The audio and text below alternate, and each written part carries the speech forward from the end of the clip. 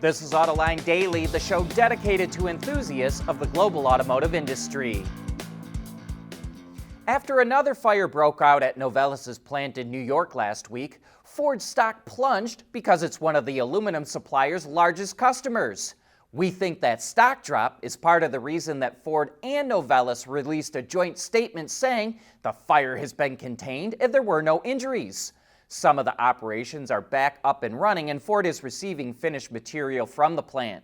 Ford also reaffirmed its full-year adjusted EBIT guidance and full-year adjusted cash flow. In an effort to boost its aluminum supply chain, Novelis is tapping into its global network and is also planning to open a new plant in Alabama next year. Anybody remember back when Ford made Class 7 and 8 semi-tractors? It used to make them in Ohio, but sold that business to Freightliner in 1997. It also made heavy trucks in Brazil until it got out of that business around 2020. So, it may surprise you to learn that Ford is still making heavy trucks in Turkey via its joint venture called Autoline. And Autoline just came out with a line of heavy electric semi-tractors. There are two versions. A 4x2 tractor gets a big 294 kilowatt-hour NMC battery pack with a 235 kilowatt motor, which translates to 315 horsepower. Ford says it has a 250 kilometer range or 155 miles.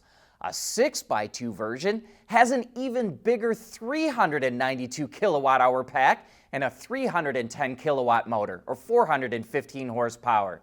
It offers a 300-kilometer range or 186 miles. According to market intel advisors, the market for heavy-duty electric trucks in Europe will hit nearly $2 billion this year, then rocket up to about $35 billion by 2032, thanks to strict emission regulations and government subsidies. Chinese automaker GAC has started pilot production of all solid-state batteries at a new facility in China. The solid-state batteries are expected to double the capacity of current batteries and offer better safety. GAC is aiming for mass production to start sometime between 2027 and 2030.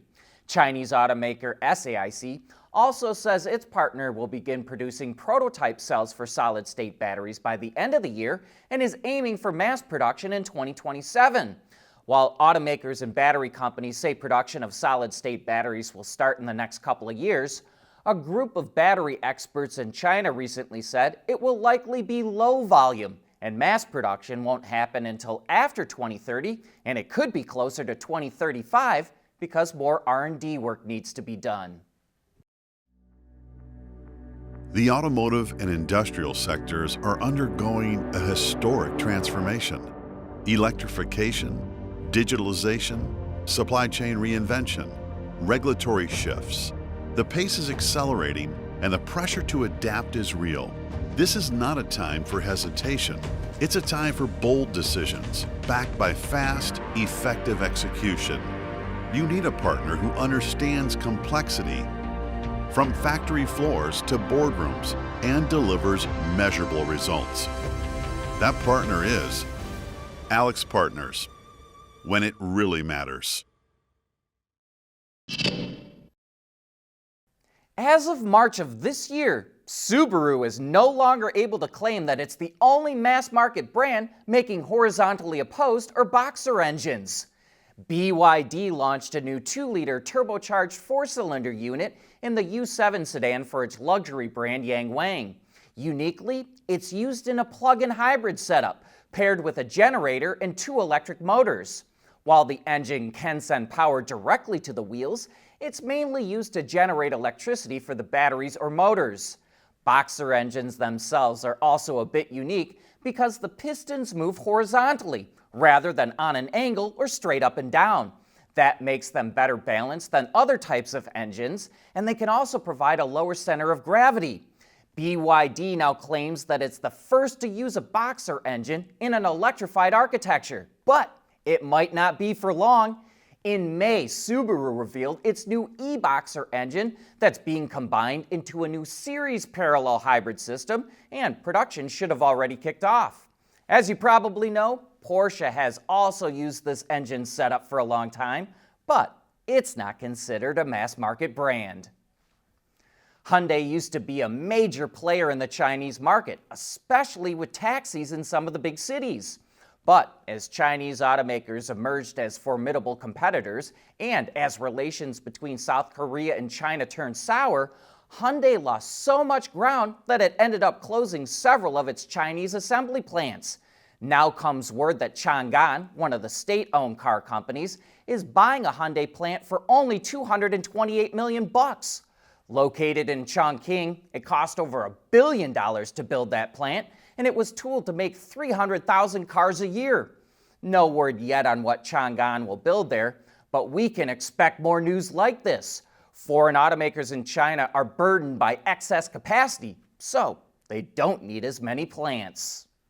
That doesn't mean that foreign automakers are giving up on China, or at least not all of them. Volkswagen is going to launch an extended range EV next year. The EREV was developed in China for China and is expected to look like the ID era concept car. It's also expected to use an EREV powertrain from SAIC, which is one of VW's joint venture partners. It's reported to have an 800-volt system with a 66 kilowatt-hour battery pack that will deliver 450 kilometers of EV-only CLTC range. We estimate that would be about 195 EPA miles. Overall, it's expected to have over 1,000 kilometers or 620 miles of range.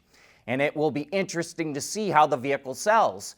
EREVs have been one of the hottest segments in the Chinese market, but we're hearing that they're losing some of their luster as fast-charging BEVs take the sting out of range anxiety.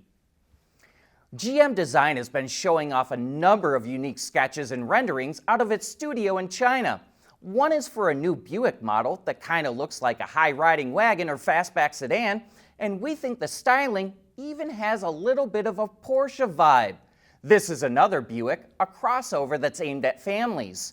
The interior is a pretty big departure from what it offers now, with a multi-layered display screen and yoke-like steering wheel.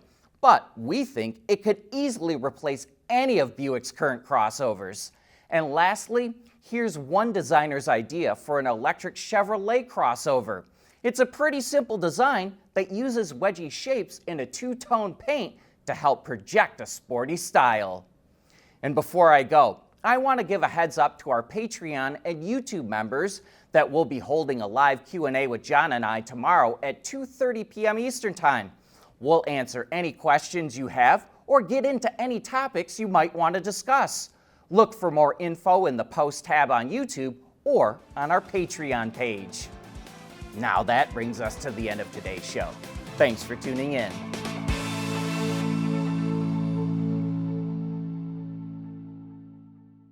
Autoline Daily is brought to you by Alex Partners, when it really matters.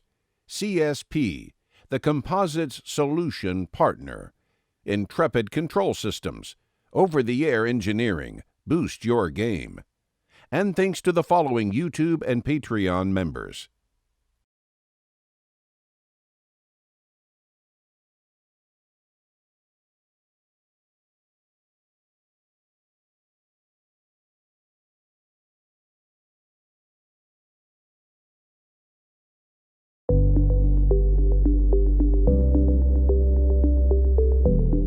Developing today's vehicles, issues can happen in an instant.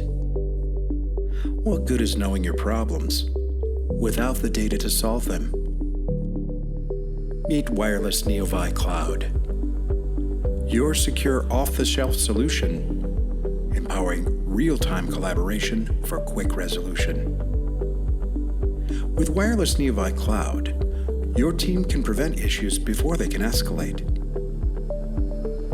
Driver communication data and remote diagnostics to analyze and resolve your problems using OTA, allowing your executives oversight throughout the process.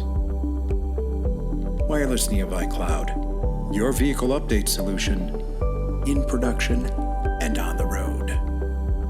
Intrepid Control Systems, driven by your data.